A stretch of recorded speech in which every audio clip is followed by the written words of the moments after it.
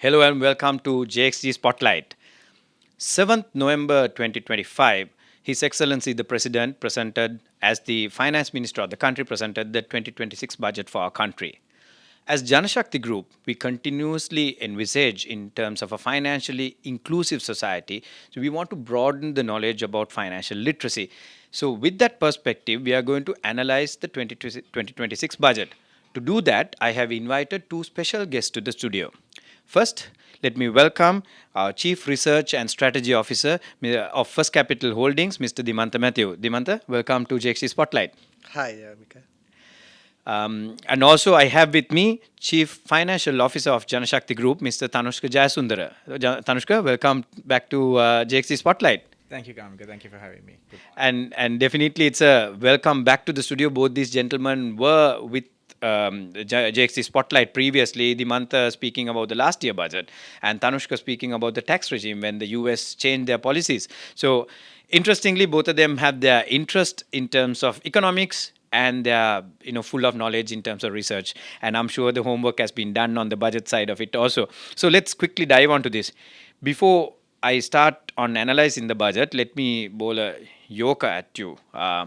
If I'm to ask you to rate the budget, 2026 budget, from a scale of 1 to 10, 10 being the best, what's your score? Maybe start with Thanushka.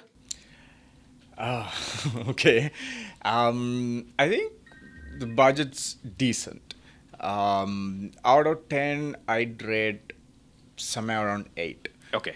Reason for 8 is that it ticks all the boxes that you want a country to tick on in terms of fiscal discipline, in terms of monetary discipline, in terms of your current account or the balance of payments discipline. So there's a lot of discipline coming into the Sri Lankan budget, which is great, and that is something that Sri Lanka lacked for a long time. We ran primary deficits for a long time, and this is the second consecutive year we are looking at a primary account surplus. And the budgeting for the next year, another further expansion in the primary account surplus as well. So those are all good things. Positives, yeah. Where are the things that I'm not very happy about? See, just like for when you do a budget for a corporate entity, where do we start it? We start looking at the macroeconomic environment that the company operates with. Your interest rates, your GDP growth, your inflation, that's how you start your budgeting or the planning process. Just like that, the government also, when they do the budget, they need to start with figuring out where are we now, right now.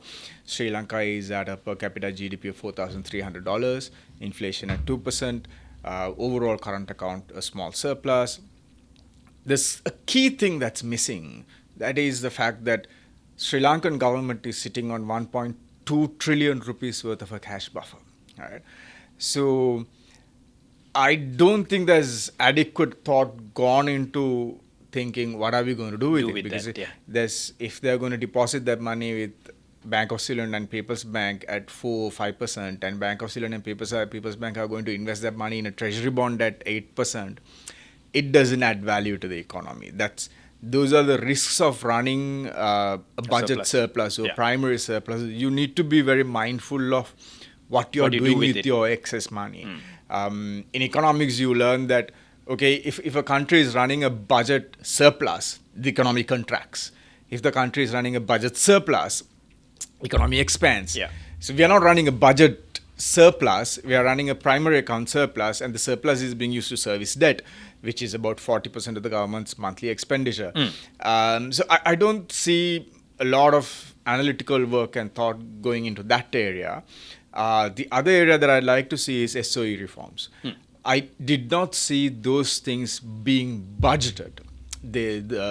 It seems that the president spoke about it at the budget, but I don't see them budgeted and numbered in the budget. He's saying, okay, fine, Sri Lankan Airlines is running at a 50 billion rupee loss. That means if you close down Sri Lankan Airlines tomorrow, we can give about 3,500 rupees for each and every citizen of this country. 21 million people, 50 billion loss. Something around 3,000 rupees for every person we can just give. I don't see those coming in. And the other thing that I'm very worried about is that we all of a sudden, not we always say that if a state-owned entity is making profits, it's okay. No, it's not okay. If just merely breaking even profits or making profits is not enough, you need to have an ROE of 15% or 20% to add value. Yeah. I don't see those things being factored into the budget. But if not, every other box is ticked. These are, I guess, luxuries to have, but I think the government's done a good job in terms of the budget. Okay, thank you for that elaborated answer, Thanushka. I'll move to Dima on this one. Dima, what's your score from 1 to 10 on this budget? So if you take the budget alone, I would somewhere come close to Thanushka, maybe about a 7. But of course, there are a lot of concerns. Now, presenting a budget is one thing, and then implementing it is another. Now, for example, last year our GDP growth was, or this year, 2025, GDP growth, at least for the first half, seems to be pretty decent. But something to really note is that our government's implementation in terms of capital expenditure has been really slow. First half or first 5 months, they had spent only 300 million, and then now it has moved up to about 800 million. The government in this budget has restated what 2025 estimates are going to be, and they are looking at somewhere trying to come close to around a trillion rupees, where actually they should have spent about 1.3 trillion. Right. So I personally feel that they might even come lower than a trillion rupees. Now that is going to have an impact on GDP growth. Right? We feel already that the second half of the year GDP growth is going to slightly slow down because of this factor. Right. Now, next year also they are looking at spending a similar amount. But again, I have my doubts on the implementation factor, looking at the bureaucracy and looking at the intention of the government to accelerate things. We don't see that requirement coming from the government or any of the authorities. Yes, you have low interest rates, then some amount of GDP growth happening, but when you don't have that public investment, the capital expenditure coming in, even the private sector is going to have a bit of doubts. We are already seeing that the the business confidence slightly inching down, but then again not too much. But the credit growth itself is being elevated because of this vehicle importation. Now you see restrictions somewhat coming into play. The SSCL is nothing big, but the LTV, the loan to value ratio, has been brought down. It's going to have accelerated hit when you're going to bring it down from 70 to 50%. Looking at the size of the now the value of the vehicle is high and very high compared to those days. So you're the going to have going to be a challenge. Exactly, you're going to have accelerated decline. Now, have we thought it through? Now, this year we have a large amount of revenue coming from the vehicle taxes. Now you're accelerating it downwards, and you have no serious, in my view, no serious way of accelerating collections. If they manage to actually go ahead and implement the digitalization, all the better. Then we might be able to close some of the gaps. But you have to understand that yes, GDP growth is there, but it has not yet translated to the SME and the MSME segment. Segments, yeah. Okay. Right. So then, just because you bring down the threshold from VAT, is that going to bring in additional revenue? Yes, somewhat might, but what will happen to the normal organic growth? Yeah. Right. Then already it's slowing down. We think it can then accelerate and Further slow slow down. down, yeah. Yeah. So these are major issues. I think we have a. So this is the first thought out budget put by the NPP government, right? Because the last time's one was somewhat More of an intermediary one, right? Yeah. intermediary accelerated approach. Yeah. They didn't have a bit of thinking time, but I feel that a lot. I don't think there's a lot of thought going into how, as Thanushka said, how to do the reforms, how to broaden the tax net, how to accelerate the growth, and how to even you're targeting a lot of FDIs, how to actually bring in the FDIs. There are inherent problems why FDIs are not coming in. Yeah, So we yeah. can talk about those while we go on in the discussion. Sure. But I think implementation wise, continuously, I think repeatedly, across governments, we've had issues. This government, I think we have a bit more issues because they are, on one side, it's good that they are trying to do things right, but it's also, remember, it's also further slowing down the implementation process, right? So you have to be mindful of that when you're presenting the budget. Sure. Thank you, Dimantha. I think, Thanushka scored a 8 out of 10 and you scored a 7. And also both of you showed in terms of why you're scoring lesser than 10 and the reasons for that.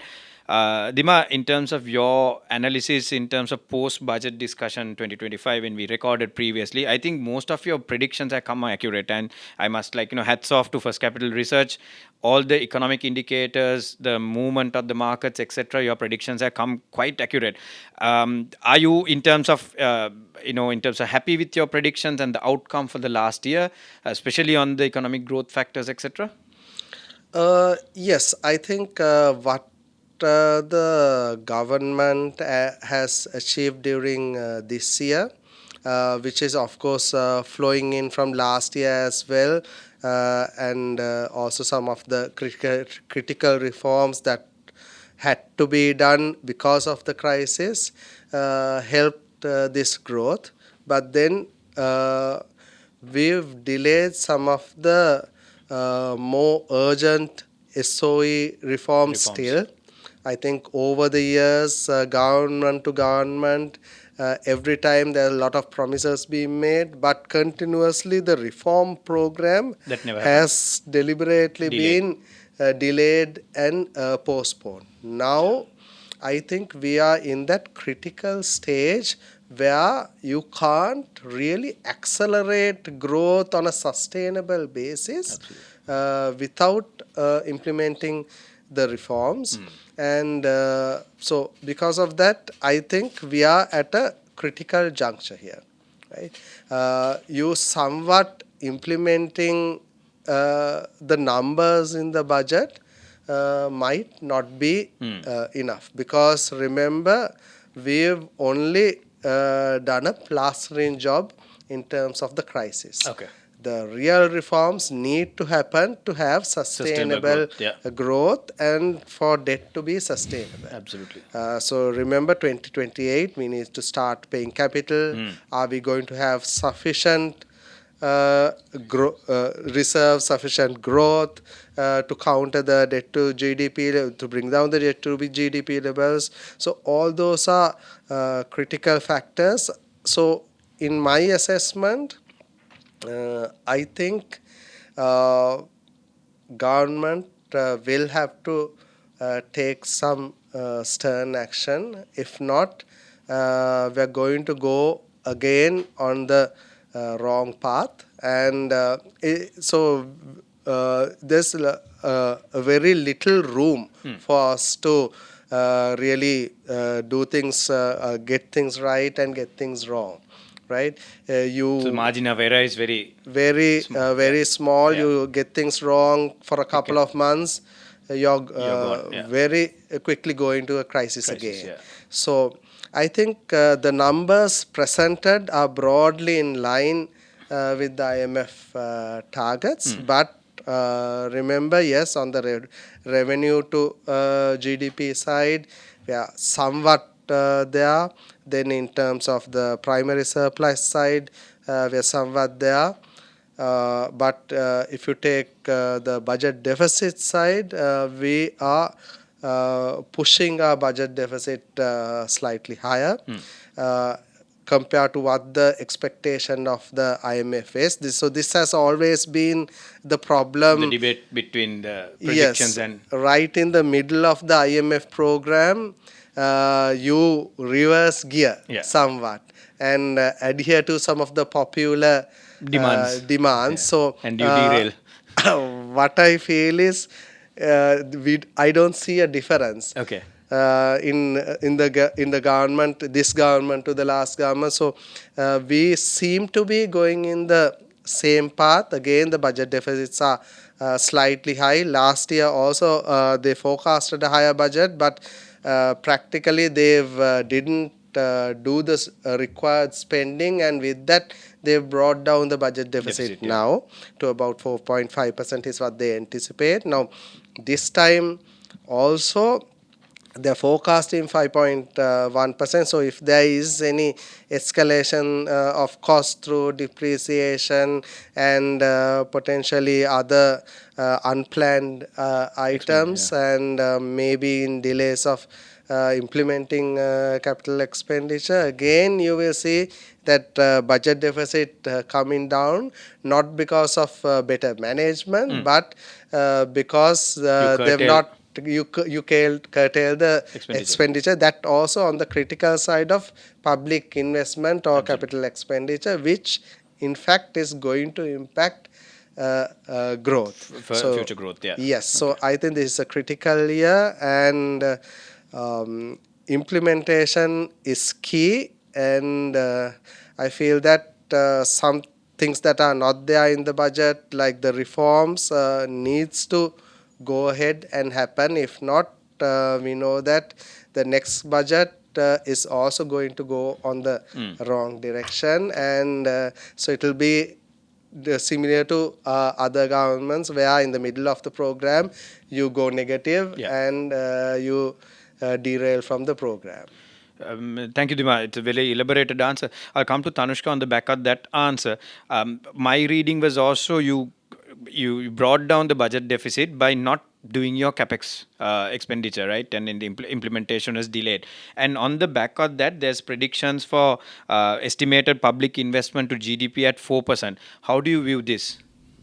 Look, there are two sides to it, Gamika. One side is a positive side, where the government is running a primary surplus, which means fiscal discipline is there. As a result, your budget deficit is coming down, and your budget deficit is primarily because you're servicing debt, right? And there's nothing you're basically capitalizing your interest portfolio in your budget. What it means is that the government is not going to come to the capital markets to raise funds anymore, right? Government, if at all, they should retire debt as much as possible, because from a cash flow point of view, they have excess cash, right, before their financing cost and repayments. So what it means is that there is a lot of funds available for the private sector credit growth to take place. If that happens, there is fiscal discipline available. Government is not borrowing, which means if the government is not borrowing, which means the credit quality of the government goes up. As a result, the risk premium that the government needs to pay to the private sector to raise funds for the government has to come down. Which means your risk-free interest rates needs to come down. Right. I think before the government budget was there, 2033 bond was trading around 10.75. Just before the budget, it came down to 10.6 something. Right. After the budget, now it has come down to 10.55, 10.5 range. So the market is realizing that then the market is correcting itself and interest rates are coming down. There's a monetary policy meeting at the central bank, I think in a couple of weeks' time, it's likely that there will be an interest rate reduction on the monetary That was side going to of be it. one of my next questions, but yeah, let's discuss on it. So what Yeah. that does Yeah. is that allows the private sector to borrow, raise capital, and invest in the economy. Okay. Right? Because all of a sudden your cost of capital rate comes down. Because if anyone is wondering, everyone's primary objective is to maximize wealth, no? Right? Yeah. As at a benchmark rate, ideally you should double your wealth every 6 to 7 years. If your risk-free interest rates are at 11%, you don't have to invest in equity or take risk. Sure. You can just simply invest in the government securities and double your wealth every 6 to 7 years. Absolutely. But the moment your rates come down lower than the 10% hurdle, all of a sudden for you to double your wealth, you need to take more risk. Right? So it's likely that the private sector will take this opportunity and will invest. Invest, yeah. The flip side of it is that the moment the money supply increases, private sector credit starts growing, the demand for services, goods and services that are imported goes up. When your imported goods and services goes up, your currency comes under pressure. Yeah. So if the last 6 months or so, central bank has been buying dollars, which means we had a current account surplus and a capital account surplus, and CBSL bought dollars.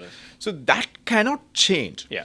You need to let the exchange rate float. If the exchange rate keeps on readjusting, hitting the equilibrium, then the numbers will automatically adjust. That's the good side of it. And let's hope that with the exchange rate at 300 rupees a dollar, when the private sector borrows funds to invest, they invest in export-oriented businesses, because at the moment we are running a merchandise deficit, though the current account is a surplus supported by remittances and tourism. Yeah. But if you can bridge that merchandise deficit down through your increasing exports, that's the best thing that can happen to Sri Lanka. On the other side, if you bring down from our imports basket, about 40% is fuel. So at last month, I think 70% of our electricity generation came from renewables. Yeah. If you can go down that route, Yeah. all our vehicles are electrified and all our electricity generation is solar or water, hydro, Yeah, you bring then down your that import bill percent. comes Yeah, down. absolutely. So one way or the other, you have to correct your merchandise deficit. So then that paves road or path for sustainable economic development for Sri Lanka, where we can double our per capita GDP from $4,500 to $9,000. That should be the objective, where how long does it take for Sri Lanka to get reach there. the $10,000 mark?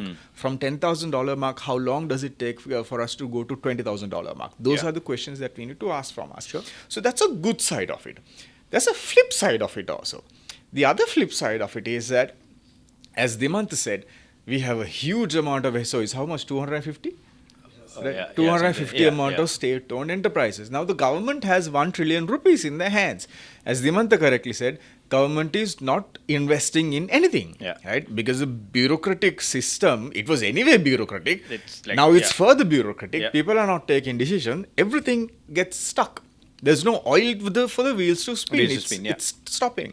Now, the incentive for the government is, there's 1.2 trillion rupees in my Sitting there, yeah. hand. What if the now this 1.2 trillion rupees is not actually government's money. Yeah. It's you and my money that we have paid as taxes. Yeah. When people bought their vehicles, 300% taxes, right? And if you look at the most vehicle that I see on the road, on brand new vehicles, is the Bide Atto car. Yeah. I mean, that's a low-end car, right? It's not a luxury car. It's not a Mercedes. It's not a Rolls. It's not a... even BYD has a luxury brand. I don't remember the name of it. That's not, right? So which means people who have paid this 1.2 trillion rupees to the government are not rich people, right? These people are... Middle and upper middle income. Middle and or upper middle income people who bought these cars to finance the government. Yeah. Now, what if the government sits on this money? They are scared to spend, right? So their objective is to make it stable and stable and stable. So every time I hear a government representative speaking, all I hear is the stability. Yeah, stability. I think stability is a bygone discussion now. It's done. It's now we need to talk of growth. We yeah. need to discuss how do we move from 4,500, 9,000, 9,000 or 20,000. Yeah. I don't see that taking place. Okay. As Dimantha correctly said, for that to happen, government needs to invest in infrastructure. And if that doesn't take place, as I said earlier, if there's no decent budget's deficit, the budget deficit means government is spending on capex, right? Yeah. Not recurrent expenditure. That's the economic growth stimulation. If that doesn't play, that's a problem. Yeah. And you have 1.2 trillion rupees. That money is stuck in the state banks, right? The money is not there in the private banks. If you ask the medium scale private banks for a 2 billion rupee facility, they're going to struggle because they don't have the liquidity to right lend now. Yeah, anymore. yeah. Money is with the state banks. How that money gets divested to the private sector is government takes the money, invest. When they invest money, the projects go to the private sector. Private sector gets cash. Then they invest. The cogs needs to move, right? Yeah. Invest in it. Then they increase salaries. Yeah. Then they give contracts to subcontractors. Then ultimately money flows to the household Yeah. mother who sits there in the Yeah. kitchen and cooks. That's how economic growth takes place. And if that is not going to happen, government keeps that 1.2 trillion as a war chest and use that money to finance state-owned inefficient entities. That's a a waste. crime. It's a crime. Yeah. If Sri Lankan Airlines doesn't get liquidated within the next 6 months, people should be on the street asking for their tax money back. It's not just Sri Lankan Airlines. If there's any organization, a state-owned entity that is not delivering a 15% ROE, people who paid taxes for that 1.2 trillion rupees should be on the street. Because that's not fair by those people. Right? That's not fair by me who pay taxes. That's not fair by you who pay taxes. Right? You pay taxes for the government to do something, not to drive their political agenda. Absolutely. Right? Absolutely. I would be very upset if they use their money to drive a political agenda. Yeah, absolutely. That needs to happen. So So those are the two extremes of it. Something can go right. On the other side, it can go really wrong as well. So, in terms of their policy, also, I mean, I remember somewhere it been stated saying that the government is not there to do business, but if it is strategic importance, that they need to invest. I think that's the discussion that we have when how the growth happens in the society. Now, coming from that, Thanushka touched on the policy rates. You predict that it to come down. Given that scenario, especially from the investment banking point of view, Dima, how do you see this happening in the next probably 6 months? How would the interest rate move? And what's the impact in terms of the investment side of it for the consumer's perspective? So overall, if you look at, we put out a media outlook last June, and what we anticipated was that once this pent-up demand of the vehicles moves out of the picture, which seems to be happening right now, probably in the month of October, where we see a lot of car sales having a lot of inventory in their outlets, and the LC is starting to slow down. Now it will get accelerated with the LTV ratios coming down and all that. So with that, what we see is, since we don't see the SME and MSME segment really coming into the economy and growing, which means that the growth is not translating to them, what we are expecting is the overall private sector credit growth to now start slowing down, right? And with it, you may see a bit more liquidity than usual in the banking system. Now, what is happening is, as Thanushka pointed out, the government does have a huge a buffer, treasury, yes, a treasury buffer there, 1.2 trillion. Now, this is money that was in the economy or among the private sector that has been taken into the government coffers. Now it's lying there, right? And that will happen into the future as well, as we expand our government revenue base. You're taking more and more money in from an efficient sector into an inefficient sector, right? And I'm just explaining how the economy slows down. Sure. Right? And then once you do that and basically not really spend on public investments and capital expenditure, so with that, if you take all the past crises that we've had, right? There has been some amount of infusion by the government to pull them out of the crisis. Yeah. Right? You take 2016, you take 2012. There's a lot of public investments, infrastructure development that has been put down to take them out. So government plays a big role in bringing the country out of the crisis, right? So that the money starts rolling in, the velocity starts improving. Money circulation starts improving. That's how the money starts going into the SME, MSME segment. Now here, the problem here is we don't see that really happening. Right, it's very slow, and with that, what happens is now if you they are expecting the private sector to come out of the crisis themselves. Right now, Sri Lanka has not seen that happen even in previous crises. Okay. Right, and this time we went into default. Yeah. Right, so the crisis was much serious Severe, than yeah. Previous times. So in such a situation, I feel that the government needs to give a push, right, to For this support engine to probably, rev a exactly, little bit more. exactly. So yes, they are allocating funds. Yeah.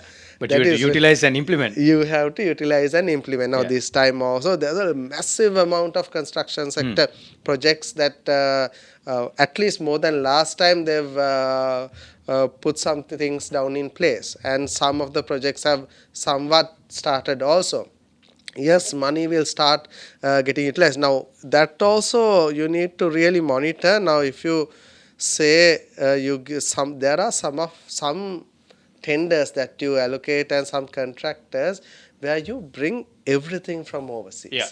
Nothing from the Local economy manufactured, comes into the economy, right? Even the workers, even the Material. food Yeah. for the workers, they sometimes put out factories for that small Particular period project only. and Yeah. feed the workers. Yeah. So then nothing in the economy comes, nothing in that from that construction project comes to the economy as for growth. Yeah. It will go for growth And of then another another- economy. yeah. So now those are the things that needs to be looked into. How do we bring in inclusive growth inside the economy? How do we translate this growth into SME and MSME segments?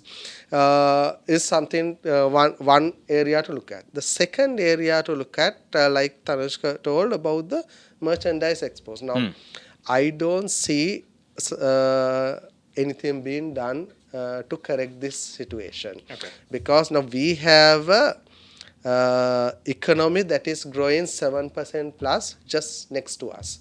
And if you look at the Tamil Nadu province, is one of the fastest growing economies in India itself and also in the world now. Right, so I think India is growing at 7%, Tamil Nadu is growing at about 10%, and recently Kerala announced that they've elevated extreme poverty in their area. So massive growth is taking place. I don't see that coming Happening into Sri Lanka. I mean, we are just Bordering, just a few kilometers away. Yeah. I mean, more than it going into northern India, it should be translating to into us. Sri Lanka. Yeah. Why is it not happening? Because we are not conducive towards FDIs. Now, for example, our factors of production are not attractive enough for a Somebody to foreigner come in and put in capital. So now there are a lot of people competing for this FDI. So no longer is it the location is sufficient. It's not a differentiating factor, right? It's not a differentiating factor. So you need to reform the economy to attract this FDI. I think Dimantha, just to interrupt there, sorry, I'm just breaking down. From the factors that FDI will look at, would the infrastructure, the regulations, that will also play a key role, right? For something to be Yes, of course. For example, let's take one of the factors of production, Yeah. land. Yeah. how difficult is it to get a land in Sri Lanka and get the Go through that process, required basic infrastructure, the water, the electricity. Yeah. I heard that some of the local investors sort of wait for 2-3 years to get all Get these that, regulated, no? regulatory Yeah. things sorted out. I mean, 3 years. Yeah. Nobody's going to wait for that for your money to return, right? Yes, you invest money and you wait for 3 years. So local people don't invest much because you just buy a land and put in as minimum capital as possible so that you wait the 3 years and get in that regulations and then go in for the investments. Yeah. But then a foreigner that's coming in just will go right off after seeing this process. Absolutely. Right. So that's, I think, that's a scary part in terms of like getting the sustained growth. I think, in terms of our last discussion also, you said like, there shouldn't be any surprises. I don't see any surprises, but then the problem is, where is that growth trajectory coming in, from which area? So interestingly, Thanushka mentioned about the policy rates. Now, also, the IMF predictions on the inflation is about 5.2%. You mentioned about the growth in economy in southern India. With this background, Dima, how do you see the disposable income in terms of the middle and upper middle class segments? How will that impact? Yeah. So I'll first answer the question on the policy. Yeah. Straight up. So with this slowness, what we were expecting is two things to happen. Right. So right now, still you don't see the numbers showing in that slowness in the economy, because even in September you saw some amount of vehicle sales coming in and growth. But from October onwards, we think those numbers will start slowing down. Now, what we expect is on the central bank side, they may look at cutting rates to in some hope that lower rates will translate more velocity, more circulation, and then at least then it will more money will start moving into the SME, MSME segment. Because remember, these segments are 80% of the business value. Yeah. Right. So that not happening is a critical problem. Yeah. Others thing that the government needs to do is on the government side, where they need to find ways of accelerate spending. Now, we think these two aspects are likely to happen in the coming 3 to 6 months, but for that to take effect, it will take another 6 months. Okay. So what we think is, you can't stop the slowness that is going to happen now, right? So maybe if you take action now, maybe you can reverse the situation somewhat, at least in the second half of the year. That is 2026. Yeah. So with that, so answer your question straight, yes, we are also looking at policy rate cut, but whether they'll do it this time or next time, we are not too sure, because still you don't see the numbers slowing down, but we think it has to slow down, because nothing much is really happening in the economy. Right. So with Thanushka, the policy rates coming down, obviously your deposit at the banks, the traditional investment tools will come down as well, as predicted. Now, this will probably open up in terms of space on the equity markets. What is your view and predictions in terms of, in the background of this budget? See, you have to link it with some of the tax changes also. Okay. As Dimantha said, the government has brought down the VAT threshold from 60 million to 36 million, right?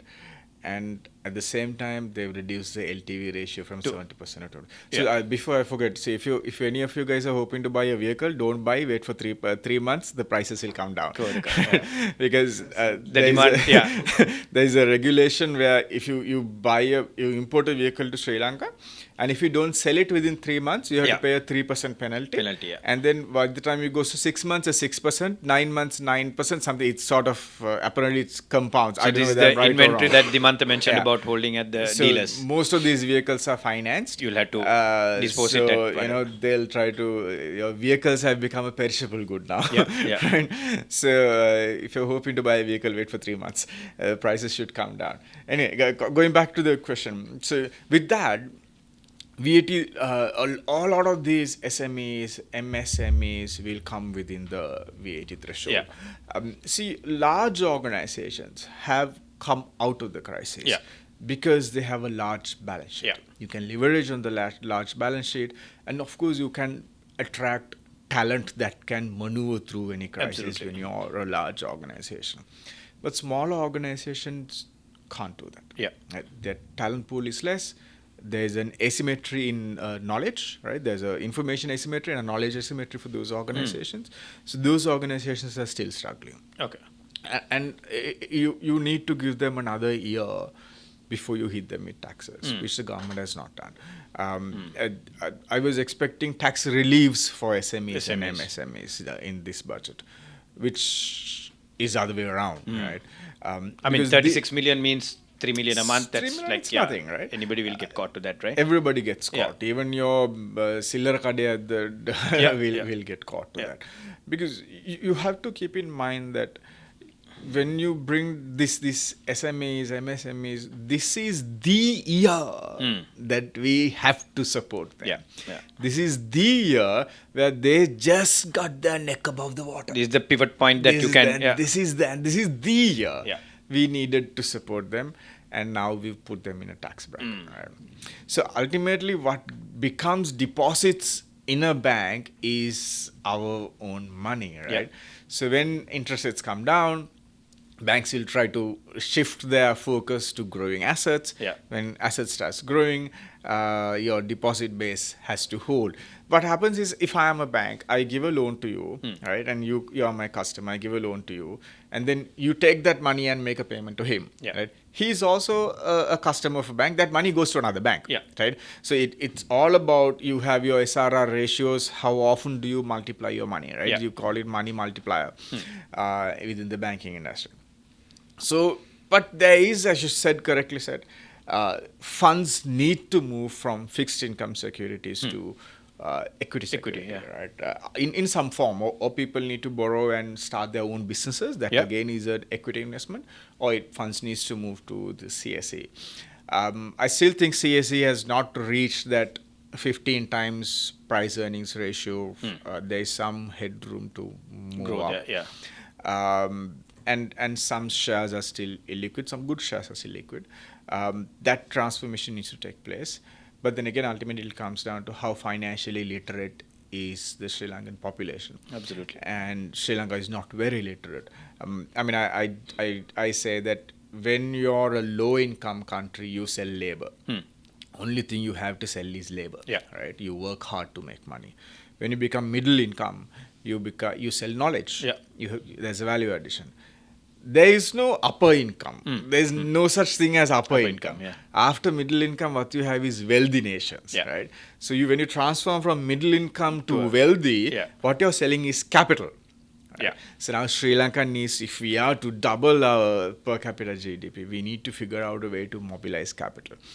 And to mobilize capital, you need to have financial literacy. If you don't have financial literacy, you're not going to mobilize capital, right? Absolutely. The nature of human being is such that you're scared of the thing that you don't know. Yeah. Right? Yeah. So if you don't know how to invest in the stock exchange, if you don't know how to invest in a commercial paper, if you don't know how to invest in a treasury bill or a bond, you're going to be scared to put your hard-earned savings in that. Absolutely. Right? So I think people will still save in commercial banks. Some amounts will flow to equity markets, but I don't think it will be a big, Not a massive, a big amount. Yeah, okay. The concern here is that Sri Lankan banks don't have very attractive ROEs. They're hugely inefficient, and the tax to the core, the tax rate. So if you invest in a bank, let's say you're a majority shareholder of a bank, let's say you have 10% at HNB. H&B gets taxed at 30% on their net profit before tax. Then they pay VAT on financial services, another 18%, right? So that's 48%, right? Then the rest of the 52% of your dividend income, you get deducted 15% withholding tax. Yeah. So your return is ultimately peanuts if you invest in a Sri Lankan bank. So as a result, the banks tend to keep huge margins on their lending. Yeah. Again, inefficiency has been forcefully fed into the monetary consumer, system, yeah. right? Yeah. So who's paying for that inefficiency? It's the ultimate citizen of the country, right? Yeah. So now, Dimantha spoke about Tamil Nadu and Kerala, yeah. right? Fascinating story about those two economies. Raghuram Rajam is the advisor to both the governors in those two states, right? But why can't we penetrate into those markets? Because our financing cost is so high. Our labor cost is so high. So, I mean, you can't. But there's one aspect that these states are still poor in comparison to Sri Lanka. These per capita GDP of these states are about $1,000, $2,000 a year. While Sri Lanka is Will almost be lower, double, yeah, right? yeah. So we can't really go and compete on economies of scale or price in those economies. Yeah. You have to go and give something that is very value adding. For you to give something on value, okay, fine, you can't compete on scale, you can't compete on labor price, you should be able to compete on innovation. Yeah. But that margin that you can create on innovation is eaten up by financing cost. Because So that hinders your... yeah, right. So those are factors that I hear a lot of things speaking about. A lot of people saying, look, India is right next to us. It's a 7% or 10% growth economy, a huge population. You should be able to sell anything and everything to India. But do we have the scale? We can't compete with India on scale. There is no way we can compete price competitive with India. Because we have gone past India long time ago. We are talking about $4,300 worth of per capita GDP. India is maybe 50% of our stuff. So you can't be price competitive with them. You have to be value competitive with them. yeah. So how do you compete on it if your cost of capital rate is above 10%? Yeah. How do you compete? Those are things that massive we have challenge. to think about it. Yeah. So ultimately, it comes down to, I think in our context, it comes down to financial literacy. Yeah. About money deposit base coming down, and where will that money move to? Whether it will move to equities, or the people will take risk themselves and start their own businesses.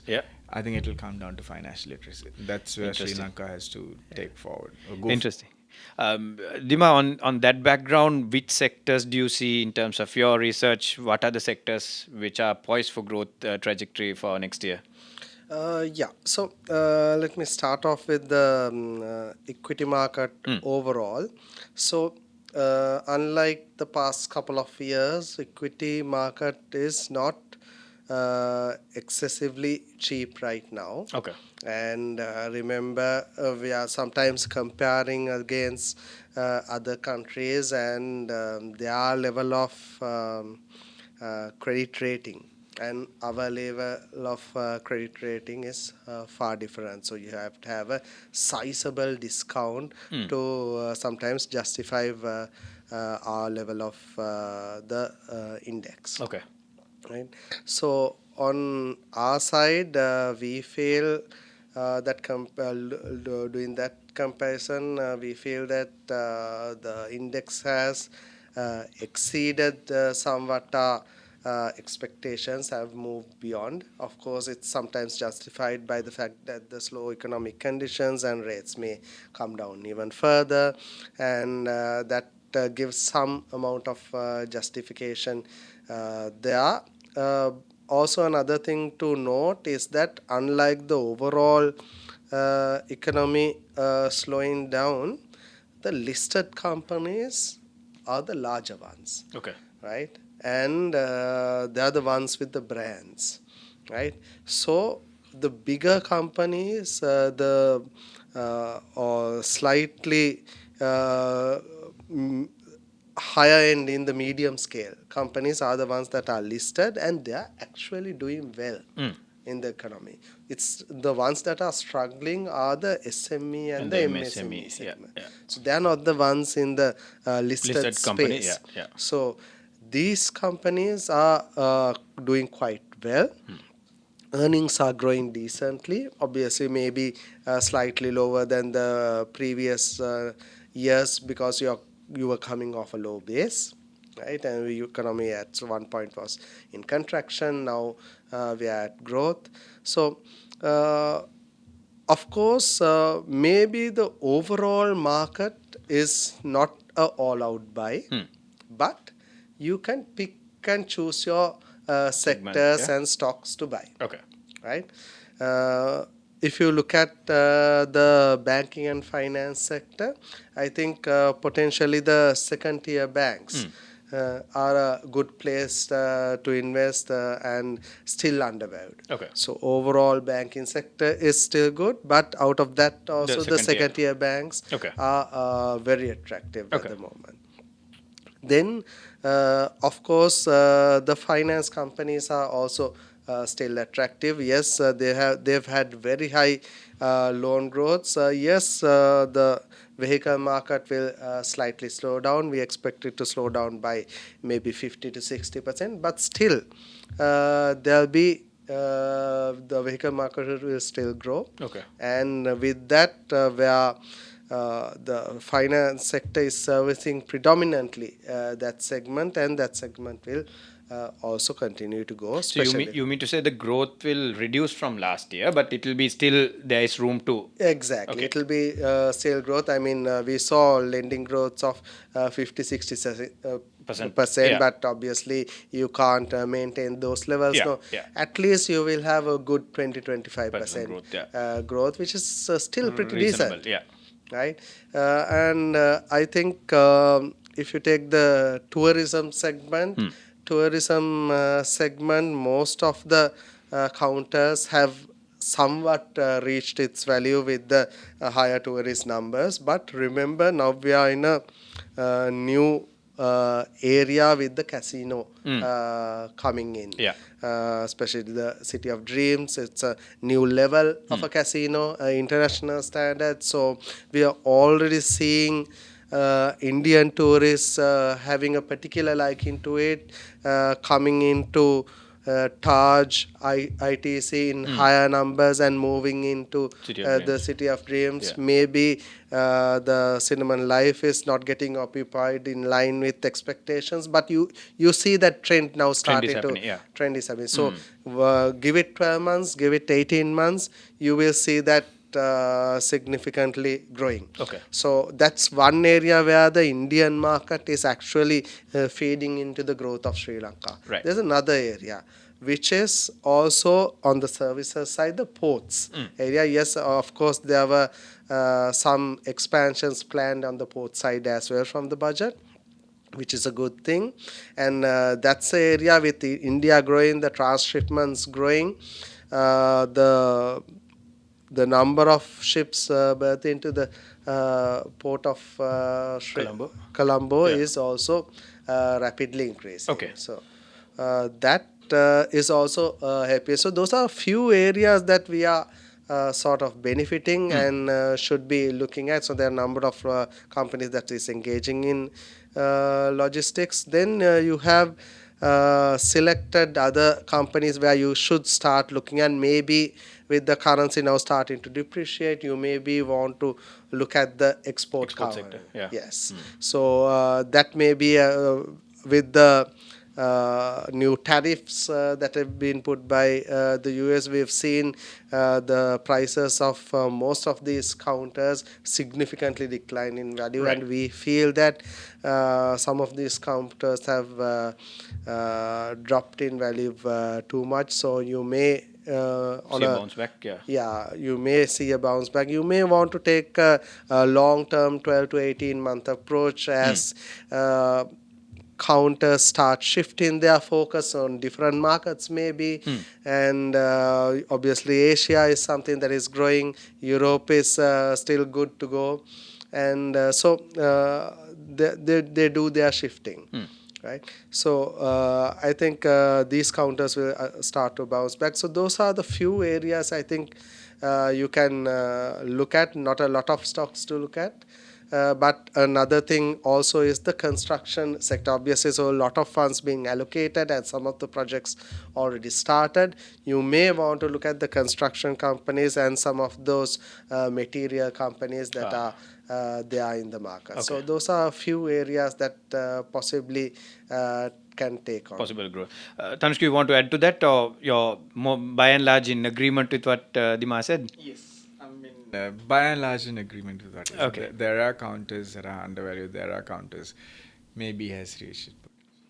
I think, one of the questions I had, I think it was like during our discussion, it was addressed as well, the SME sector, the pressure in terms of the growth and the potential for that growth as well. And also why, I mean, they are a larger contributor to this economy as well. So, gentlemen, unfortunately, I think I had series of questions, but, our time is against us. Would you like to leave some final thoughts about the budget, the future, and especially from economic point of view? Let me speak to Tanushka first and then come to Dima later on. Yeah. Look, I am optimistic. As usual, I am optimistic. If I'm not optimistic, there's no point staying in Sri Lanka. I had to leave, right? I think there are good things about the budget. The most plus thing is that there seems to be a lot of fiscal discipline coming in.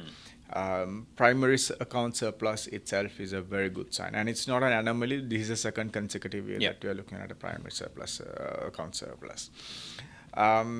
So from here onwards, so this year I was expecting some relief for SMEs and MSMEs, but it was not there. Instead, they were hit with VAT. My accountant keeps on telling me, imagine these organizations trying to reconcile VAT. Yeah. Right? Yeah, VAT, I get from him, Yeah. I collect, I pass it on to the other person. And the net amount I had to settle to the IRD. Amount of resources you need to do Yeah, all right. that, yeah? So, I keep on thinking, oh my God, how are they going to do it? Yeah. You need a tax guy who's capable of doing that. And the other side of that risk is, look, large companies might stop doing business with these smaller companies because they don't have the tax records. Large companies always want to claim their tax assets, right? So that is a big risk for me. The other risk is, as I said earlier, this large inefficient state sector. Sri Lanka has a labor force of 8 million people. Out of that, 1.5 million people works in the state, right? And that's we've been talking about for the last 20 years that this is inefficient, this is inefficient, this is inefficient. And more often than not, the argument that's sometimes thrown back at us is that, okay, some of these entities are profit making. Some of these entities are strategic assets. I'm saying there's nothing strategic. Absolutely nothing strategic. Sri Lankan Airlines is definitely not a strategic asset. If at all, the government only needs to run the hospitals and the education and build roads, nothing else. Government doesn't need to be in insurance business. Government doesn't need to be in the banking business. Not at all, right? We need to start asking the government, where is my ROE? I paid you X million amount, rupees of taxes last year. Where's the return? Where is my ROE? Yeah. I think people need to start asking it, and the government needs to start showing it to the people. This is your ROE. These are I've made at least 5% more than the risk-free return on the businesses that I run. We need to hold the government accountable for it. The other biggest risk that I have is the political incentive that the government has to spend this money to get political leverage. Yeah. That's my biggest Biggest those are worry, the three big risk Negatives items and the risk that items, I have. Yeah. The pluses is that there's a lot of discipline coming in. Yeah. It allows the private sector to grow. Interest rates hopefully will come down. And if private sector grows I think the biggest incentive for the private sector to grow is in exports. Yeah. Because your currency is artificially depreciated to 300. If it floats right now, it should be well below 300. It should be around 280, 85, 90 range because central bank is collecting. Yeah. If central bank stops collecting, the currency has to appreciate. Yeah. Which means an exporter has a additional margin of 10 rupees or 15 rupees or 20 rupees if you want to export to some other country your goods and services. So the financial incentive or the economic incentive for a business to start a business is in the export sector. I don't see a lot of rationale in trying to serve into the Sri Lankan market because Our population is coming down. Almost 40% of our labor force is more than 40 years old. Now, So the market opportunities tight. market opportunities are tight. Sri Lanka now need to move from middle income to wealthy. The only way that you move into wealthy segment is by deploying capital in serving other countries and bringing their money back to Sri Lanka. So I think the private sector has that opportunity. The government has done well in creating that opportunity. It's up to the private sector to take it and decide where you want to deploy your capital. Sure. Yeah. Those are the risks. Those are the positives. As usual, I am optimistic about Sri Lanka. Yeah. Let's hope for the best. Thanushka mentioned about ROE and the financial literacy. I think that's where First Capital also plays a leading role in terms of educating the market. With that background, with the time against us, any last thoughts or anything that we didn't cover? Would you like to touch on it before we close? I think I'm of course a bit cautious on the roadmap that we have ahead, because I feel that we have two ways to go. One is where you have stronger growth and sustainable debt levels, and I feel that the reform program, the implementation of the digitalization plays a critical part of it. And are we ready to face the challenges that are coming beyond 2027 when the IMF is not there? Are we ready to go into the international markets? So I think in an investor's mindset, still there is a bit element of doubt, and you see that in the yield curve itself, where you have higher spreads beyond the 3-year bond. Okay. Right. So in such a situation, I don't think this budget answers that question for a person to go and invest long term sufficiently. Okay. And we don't see their actions also answering that question. Of course, the only positivity that I see, as Thanushka mentioned, is the fiscal discipline that has come into play, but that is having a cost on the economy, is what I feel. And we don't see answers coming out to come out of that cost, or justify the cost, or convert that into growth. Yeah. Interesting. If I don't ask these last two questions, I know the time is against us. Quick, short answers. 2028 is the year that we will have to start paying our capital in terms of our borrowings. Thanushka, any views? Short, quick answer on that one? 2028 is actually a small outflow. Okay. It's not much. Okay. I think we are capable of servicing 2028. 2029 is a challenge where the bulk of the numbers come through. But I've seen central bank collecting dollars from the market the last 6 months, or for about more than a year, I think, right? They've been buying dollars from the market. Only last month or so it came down to somewhere $100 million mark. It was consistently well above. So, and that is because these vehicle imports coming in, and the pent-up demand got spent ultimately. I think it will get corrected again.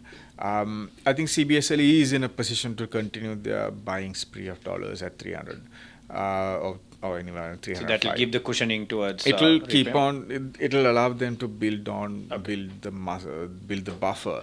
But the risk to that again is that once interest rates come down, as Dimantha said, if construction industry takes over, everything's imported. Yeah. Right? Is that the industry that's going to take over? And then if they everything say, I mean, imagine importing cement. Yeah. Right, to Sri Lanka, right? Cement, steel, everything's imported rather than sand, right?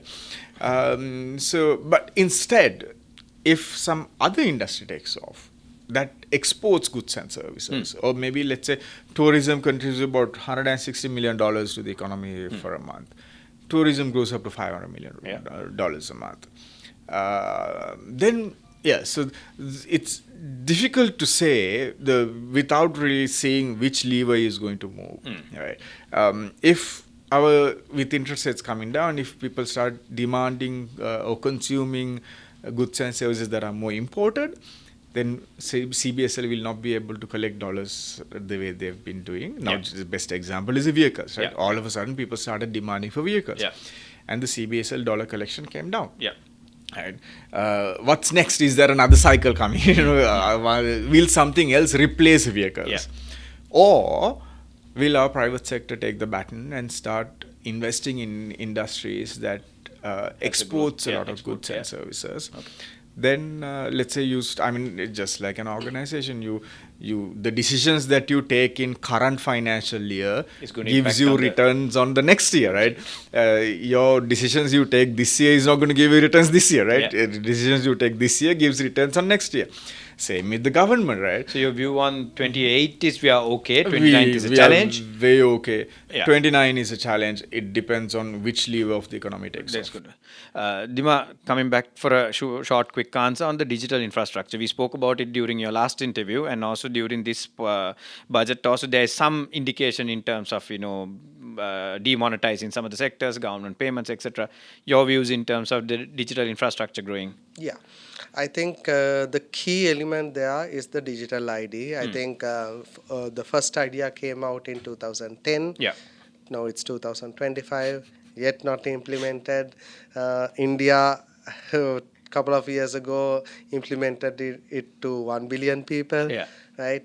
I'm sure we can do it to 21 million people. Right? So that's the first step. As I said, every reform is what investors are looking at. So you continue with the reform program. We will be ready to face the 27, 28, 29 challenges. So every year there is something to be done. So it's a continuous program. Right? So for now, we look to be okay. Right? But the day we stop the reform program, the day we delay the reform programs, we see some amount of delays right now also happening.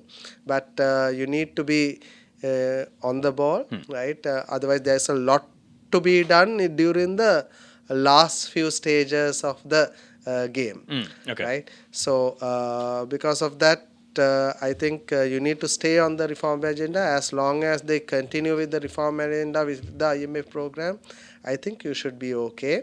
That's where the decisions need to be taken. Absolutely. So thank you very much, gentlemen. I mean, without our knowledge, it has taken more than an hour. But I think, it's a very interesting discussion. I had so many other questions also, but I think by and large, we covered a lot. So I must thank our Chief Research and Strategy Officer at First Capital Holdings, Mr. Dimantha Mathew, for taking part in this discussion. Thank you, Dima, for coming in. Thanks. And our Chief Financial Officer, Janashakthi Group, Mr. Thanushka Jayasundara. Thanushka, thank you, TJ, taking time off and coming in for this discussion and your valuable thoughts. You're welcome, Gamika, and thank you for having me. So, folks, we are coming to an end of a very informative, long discussion. I know even if it was long, it was very, very informative. I learned a lot. I had some points and it was cleared, and they gave their honest opinion, feedback very critically, positives weighing off the negatives, etc. So, some of the thoughts that we need to take back from this discussion. We are in a critical juncture right now. Sri Lanka is poised for growth. We are in a critical juncture, but the margin of error is very thin, as our speakers mentioned. So we need to take the right decisions, be consistent, and go into that growth phase. Capex and infrastructure, that is one of the key points that we discussed today. Sri Lanka needs to invest in the right infrastructure for our future growth. It's not about a very short-term gain, but in terms of sustainability.